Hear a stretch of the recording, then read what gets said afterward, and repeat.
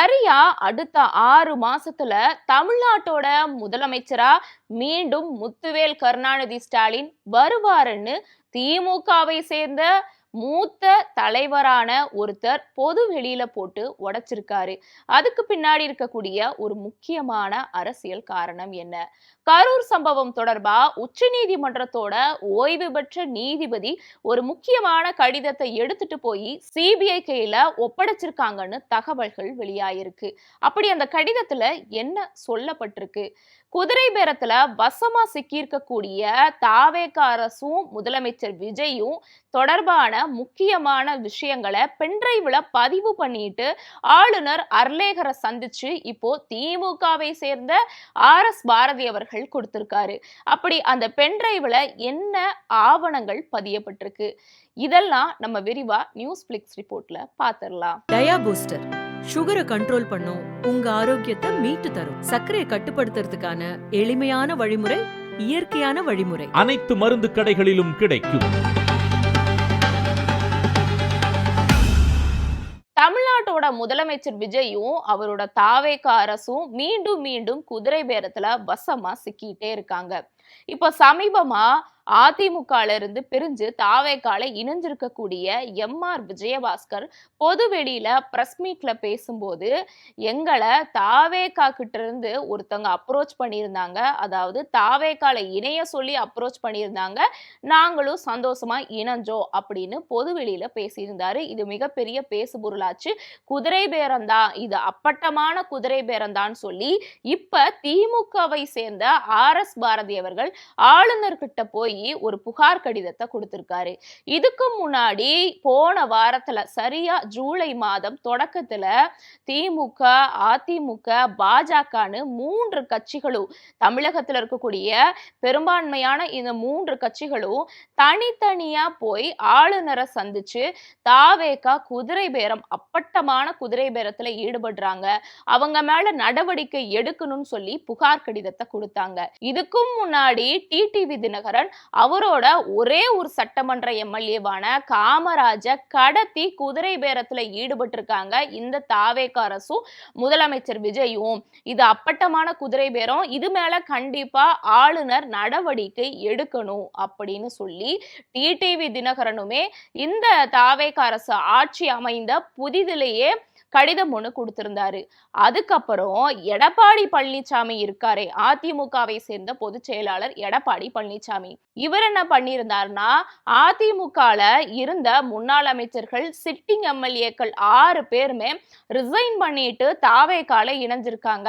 இது அப்பட்டமான குதிரை பேரம், இப்படி கட்சி தாவறது ரொம்ப தப்பான விஷயம், இதுக்கு கண்டிப்பா சபாநாயகர் நடவடிக்கை எடுத்தே ஆகணும், கட்சி தாவனவங்க மேல நடவடிக்கை எடுக்கணும்னு சொல்லி EPS சார்பா சபாநாயகர்கிட்டையும் ஒரு கடிதம் கொடுக்கப்பட்டுச்சு.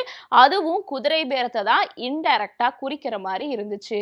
இப்படி குதிரை பேரம்னு கேசு மேல கேசு தாவேக அரசு வாங்கிக்கிட்டு இருக்கக்கூடிய இதே சூழல்ல ஆளுநர்கிட்ட அதிமுக, திமுக, பாஜகன்னு அமமுகன்னு எல்லா கட்சிகளும் போய் குற்றச்சாட்டு வச்சு புகார் கடிதம் கொடுத்தாலுமே அதுக்கு ஆளுநர் அர்லேகர் உரிய நடவடிக்கை எடுக்கலைன்னா உச்சநீதிமன்றம் வரைக்கும் போய் வழக்கு தொடுக்கிறதுக்கு கூட திமுக தயாரா இருக்கும் அப்படின்னு RS பாரதி இப்ப சொல்லி இருக்காரு. சரி, இந்த கேஸ் மட்டும் தானா அப்படின்னு பார்த்தா, அதாவது தாவேகா குதிரை பேர கேஸ்ல மட்டும்தான் சிக்கி இருக்கான்னு பார்த்தா, இது மட்டும் இல்லாம குழந்தைகளை தூண்டி விட்டு அவங்களோட உணர்வுகளை பயன்படுத்தி அவங்க மூலியமா, பெற்றோர்கள் மூலியமா தாவேகா அரசு ஓட்டு வாங்கியிருக்குன்னு சொல்லி விஜய் மேல புகார் அளிச்சு தேர்தல் ஆணையத்துக்கிட்ட ஒரு புகார் கடிதம் போனதா முன்னாடி சொல்லப்பட்டுச்சு. இதுவும் ஒரு முக்கியமான கேஸ். இது மட்டும் இல்லாம அடுத்து கரூர் சம்பவம் தொடர்பா பொது வெளிகள்ல அவதூற பரப்புற மாதிரி போலீஸ் தான் காரணம், அதாவது கரூர் சம்பவத்துக்கு போலீஸ் தான் காரணம், போலீஸை வச்சு திமுக அரசு பொதுமக்களை கொன்னுச்சு, போலீஸ் எங்களுக்கு சதி பண்ணிட்டாங்கன்னு தொடர்ச்சியா கரூர் சம்பவம் தொடர்பா, இப்போ வழக்குல இருக்கக்கூடிய கரூர் சம்பவம் தொடர்பா தாவேக அரசுல இருக்கக்கூடிய முதலமைச்சரும் ஆதவ் அர்ஜுனாவும் தொடர்ச்சியா அவதூறுகள் பேசுறாங்க. அந்த கட்சியில் இருக்க சிலர் முக்கியமான பேர் அவதூறு பேசுறாங்க பேசுறாங்கன்னு சொல்லி உச்சநீதிமன்றத்துல இருக்கக்கூடிய ஒரு குழு, அதாவது ஓய்வு பெற்ற நீதிபதி தலைமையிலான ஒரு குழு கிட்ட இப்ப திமுகவை சேர்ந்தவர்கள் கடிதம் கொடுத்திருக்காங்க. அங்க கொடுத்தது மட்டும் இல்லாம சிபிஐ கிட்டையும் கொடுத்திருக்காங்க. இவங்க 2 பேர்ட்ட கொடுத்தது மட்டும் இல்லாம அந்த ஓய்வு பெற்ற நீதிபதிட்ட கொடுத்தாங்கல்ல கடிதம், அவரே அந்த கடிதத்தை எடுத்துட்டு போய் இப்போ சிபிஐ கிட்ட கொடுத்திருக்காருன்னு கூட தகவல்கள் வெளியாயிருக்கு. இப்படி கரூர் சம்பவம் தொடர்பா வெளியே அவதூறு பேசுறது தப்பு.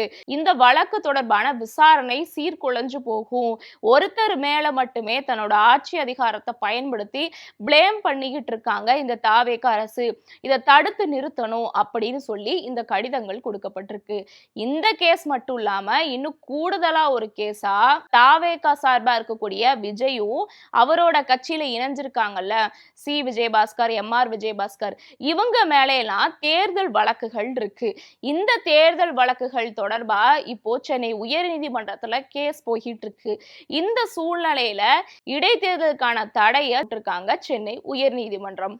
இப்படி தொடர்ச்சியா குதிரை பேரத்துல கேஸு, கரூர் சம்பவம் தொடர்பா அவதூறு வழக்கு பேசுறதுல கேஸு, குழந்தைகளை தூண்டி விட்டு அவங்க மூலியமா பெற்றோர்கள் வாக்கு வாங்கியிருக்காங்க அப்படிங்கறதுல கேஸு, அடுத்து சபாநாயகர் கிட்ட கட்சி தாவிருக்காங்க, அதுக்கு தாவேக உதவி இருக்கு, நடவடிக்கை எடுக்கணும்னு சொல்லி அங்க ஒரு கேஸு மேல கேஸுன்னு தாவேக அரசு மேலையும் முதலமைச்சர் விஜய் மேலையும் அவங்களோட அமைச்சர்கள் மேலையும் அதிமுக இருந்து தாவேகாவுக்கு கட்சி தாவிருக்காங்களே அவங்க மேலையும் கேஸ் இருக்கு. இப்படி கேஸுக்குனே பேர் போனதுடா இந்த தாவேக கட்சி அப்படிங்கிற மாதிரி இவ்வளோ கேஸாங்க வச்சிருப்பாங்க. ஒரு ஆட்சி அமைஞ்சு 2 மாசம் தான் ஆச்சு. இந்த 2 மாசத்திலேயே இவ்வளோ கேஸ்ல சிக்கியிருக்காங்க.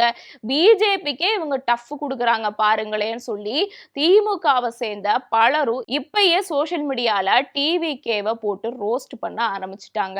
இதெல்லாம் ஒரு பக்கம் இருக்க, தொடர்ச்சியா இப்ப அரசியல் குளறுபடிகள் நடந்துகிட்டு இருக்குல்ல, இந்த நிறைய கேஸ் வாங்கிட்டு இருக்காங்களா தாவேகா, இதெல்லாத்தையும் தொடர்பு படுத்தி சொன்னாரா என்னவோ. ஆனா எம்எல்ஏவான திமுகவை சேர்ந்த அனிதா ராதாகிருஷ்ணன் என்ன சொல்லியிருக்காருன்னா, சரியா 6 மாசத்துல மு.க. ஸ்டாலின், திமுகவை சேர்ந்த முத்துவேல் கருணாநிதி ஸ்டாலின் மீண்டும் முதலமைச்சரா வருவாரு, உதயநிதி கட்சியை எடுத்து நடத்துவாருன்னு பேசிட்டு போயிருக்காரு. இதுதான் இப்ப மிகப்பெரிய பேசுபொருள் ஆயிருக்கு. ஆளுநர்கிட்ட கொடுத்திருக்கிறது, உச்ச நீதிமன்ற ஓய்வு பெற்ற நீதிபதி கிட்ட கொடுத்திருக்கக்கூடிய புகார், தேர்தல் ஆணையத்துக்கிட்ட போயிருக்கக்கூடிய புகார், அடுத்து சபாநாயகர் கிட்ட போயிருக்கக்கூடிய புகார், இது 4த்துல ஏதாவது ஒண்ணு கண்டிப்பா தாவேகாவுக்கு எதிரா திரும்பிச்சு அப்படின்னா அவங்களோட ஆட்சி அதிகாரத்துக்கே அது பங்கம் விளைகிற அளவுக்கு தான் போயிடும். ஏன் அப்படின்னா ஆட்சி அமைஞ்சு 2 மாதம் கூட இல்ல, ஆதரவு தெரிவிக்க பல கட்சிகள் வந்தாங்க. அதுல விசிக, சிபிஐஎம் மாதிரியான கட்சிகள், காங்கிரஸ் கூட இருந்தாங்க, ஐயுஎம்எல் எல்லாருமே இருந்தாங்க. இருந்துமே குதிரை பேரம் மூலியமா எப்படியாவது ஆட்சி அமைச்சிடலான்னு தாவேகா நினைச்சு அதுக்கு முயற்சி பண்ணி கடைசியில அது அவங்களுக்கு பேக் ஃபயரா வந்து முடிஞ்சிருக்குன்னு சொல்லி திமுகவினர் பலரும் தன்னோட கருத்துக்களை இப்பயே சோசியல் மீடியால ஷேர் பண்ணிட்டு வந்துகிட்டு இருக்காங்க. இது எல்லாத்தையும் பத்தி நீங்க என்ன நினைக்கிறீங்க? தாவேகா அரசு மேலையும் முதலமைச்சர் விஜய் மேலையும் அவங்களோட அமைச்சர்கள் மேலையும் அந்த கட்சியில இணைஞ்சிருக்கக்கூடிய முன்னாள் அதிமுக அமைச்சர்கள் மேலையும் இவ்வளோ கேஸ் இருக்கு, கேஸுக்குனே பேரு போன கட்சியா தாவேகா இருக்குன்னு திமுகவினர் சொல்றாங்களே, இது எல்லாத்தையும் பத்தி நீங்க என்ன நினைக்கிறீங்க? மறக்காம உங்களோட ஒப்பீனியனை கமெண்ட்ல சொல்லுங்க. மறக்காம அடுத்த 6 மாசத்துல மு.க. ஸ்டாலின் ஆட்சி அமையறதுக்கு வாய்ப்பு இருக்கா? எம்எல்ஏ அனிதா கிருஷ்ணன் சொன்ன மாதிரி மு.க. ஸ்டாலின் அரியணையறதுக்கு வாய்ப்பு இருக்கா? உங்களோட ஒப்பீனியனை மறக்காம சொல்லுங்க. அடுத்த அப்டேட்ல சந்திக்கிறேன். நான் சிலம்பு செல்வி.